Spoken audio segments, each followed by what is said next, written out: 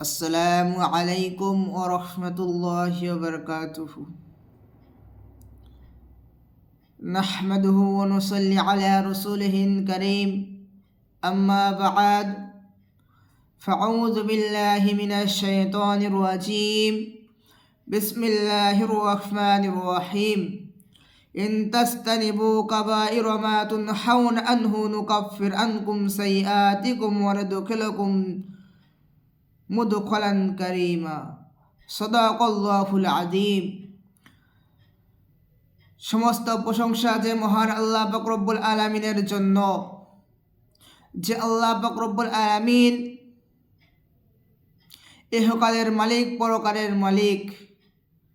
তিনি সর্বদা ছিলেন এবং সর্বদা থাকবেন। মহান আল্লাহ পাক রব্বুল আলামিন তিনি এক এবং অদ্বিতীয়।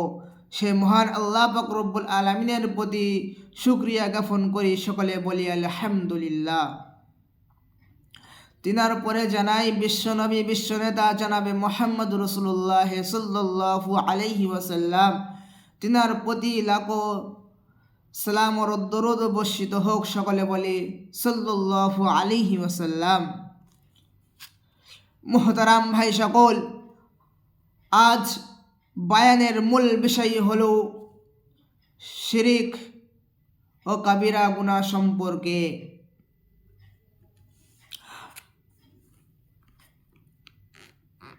একটি কথা বিশেষভাবে মনে রাখবেন, প্রকৃত ঈমানদার কখনো কোনো গুনাহকে ছোট মনে করে না। ঈমানদার ব্যক্তির কাছে কোনো গুনাহ তুচ্ছ মনে হয় না। অনুরূপভাবে মুনাফিক ব্যক্তি সে গুনাহকে গুনাহ মনে করে না। এ সম্পর্কে নবী করিম সাল্লাল্লাহু আলাইহি ওয়াসাল্লাম হাদিসের মধ্যে বলেছেন, ইন্নাল মুমিনা ইয়ারা যুনুবাতুন কাআন্নাহু কাঈদুন তাহতা জাবালিন ইয়াকাফু ইয়াকা আলাইহি।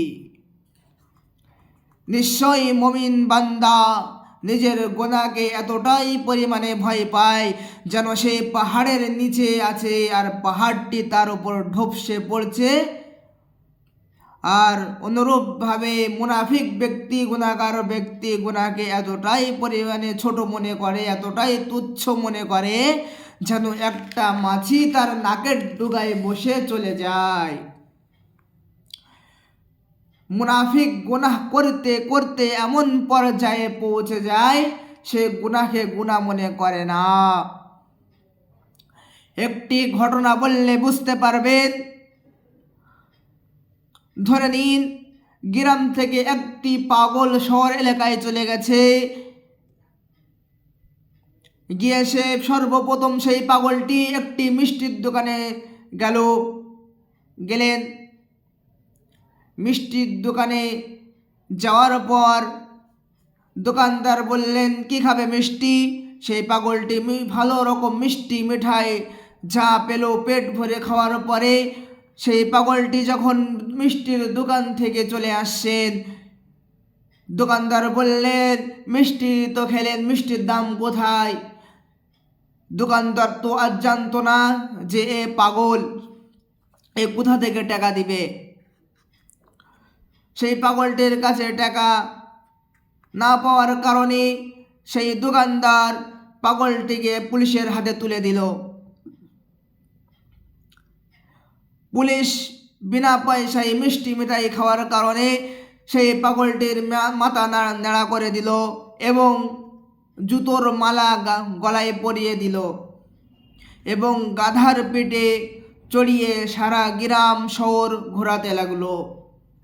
আর সেই পাগলটি মনে করছে, এরা মনে হয় আমার আপ্যায়ন করেছে, বিনা পয়সায় মাথা নাড়া করে দিল, জুতোর মালা পরিয়ে দিল। সেই পাগলটি তো আর জানে না এটি তার শাস্তি দিচ্ছে, কিন্তু পাগলটি মনে করলেন যে মনে হয় আমার এরা খুব আপ্যায়ন করেছে। এই ঘটনাটি বলার মূল উদ্দেশ্য হলো এটাই যে মুনাফিক ব্যক্তি গুনাহ করতে করতে গুনাহকে এতটাই তুচ্ছ মনে করে, যেমন এই পাগলটি নিজের শাস্তিকে শাস্তি মনে করল না। মুনাফিক ব্যক্তি ওরকম নিজের গুনাহকে কখনো গুনাহ মনে করে না। সুতরাং ওই পাগলের যেই চিকিৎসার প্রয়োজন আছে, ওই গুনাহগার মুনাফিক ব্যক্তিরও ওই প্রয়োজন আছে, অত্যন্ত জরুরি। যাই হোক ইমানদার আমার ভাইয়েরা, আমরা এখন গুনাহর সম্পর্কে মূল আলোচনা শুরু করছি। আল্লাহ তাআলা কুরআন ও কারীমের মধ্যে বলেছেন, ইন তাস্তানিবু কাবাইরা মা তুনহাউনা আনহু নুকাফির আনকুম সাইয়্যাতিকুম ওয়া নুদখিলাকুম মুদখালান কারীমা। তোমরা যদি ওই সমস্ত কাবিরা গুনাহ থেকে বেঁচে থাকো, আল্লাহ তাআলা সাগীরা গুনাহকে মাফ করে দেবেন। বরং তাই নয়, আল্লাহ তাআলা সম্মানের সাথে ওই বান্দা বান্দিকে জান্নাতে প্রবেশ করাবেন। এই আয়াতের মধ্যে বলা হয়েছে, যদি বান্দা কাবিরা গুনাহ থেকে বেঁচে থাকতে পারে, আল্লাহ তাআলা তার সাগীরা গুনাহগুলোকে মাফ করে দেবেন। সুবহানাল্লাহ। এখন আমাদের জানার বিষয় হলো কাবিরা গুনাহ ও সাগীরা গুনাহ। কাবিরা গুনাহ হলো বড় গুনাহ আর সাগীরা গুনাহ হলো ছোট গুনাহ। সাহাবী হযরত ইবনে আব্বাস রাদিয়াল্লাহু তাআলা আনহু থেকে বর্ণিত আছে যে গুনাহগুলি সম্পর্কে কোরআন ও হাদিসের মধ্যে জাহান্নামের শাস্তি কিংবা আল্লাহর গজব আছে, ওটি হলো কাবিরা গুনাহ, অর্থাৎ বড় গুনাহ।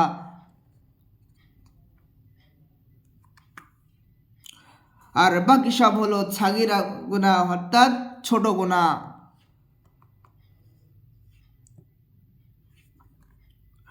সহিহ বুখারী 2766 নম্বর হাদিসে হযরত আবু হুরায়রা রাদিয়াল্লাহু তাআলা আনহু থেকে বর্ণনা আছে যে, তোমরা 7টি ধ্বংসকারী মহাপাপ থেকে বেঁচে থাকো। সাহাবায়ে কেরাম জিজ্ঞেস করলেন, হে আল্লাহর রাসূল, সেগুলি কি? নবী সাল্লাল্লাহু আলাইহি ওয়াসাল্লাম বললেন, আল্লাহর সাথে তোমরা শিরিক করো না। 2, জাদু করো না। আল্লাহ তাআলা যাকে হত্যা করতে নিষেধ করেছে, বিনা প্রয়োজনে তাকে হত্যা করো না। সুদ খেও না। 5, ইয়াতীমের মালকে আত্মসাৎ করো না। 6, যুদ্ধের ময়দান থেকে কাপুরুষের মতো পালিয়ে এসো না। 7, সরল ও সতী মহিলাদের ওপর তোমরা মিথ্যা অপবাদ লাগিও না। এই 7টি বড় বড় গুনাহ থেকে বেঁচে থাকার কথা বলা হয়েছে। আল্লাহ পাক রব্বুল আলামিন আমাদের সবাইকে এই বড় বড় গুনাহ থেকে বাঁচার তৌফিক দান করুক। সকলে বলি আল্লাহুম্মা আমিন। আল্লাহ পাক রব্বুল আলামিন আমাদেরকে সুন্নাত থেকে বেশি বেশি আমল করার তৌফিক দান করুক। ওয়া মা আলাইনা ইল্লাল বালাগ। আসসালামু আলাইকুম ওয়া রাহমাতুল্লাহি ওয়া বারাকাতুহু।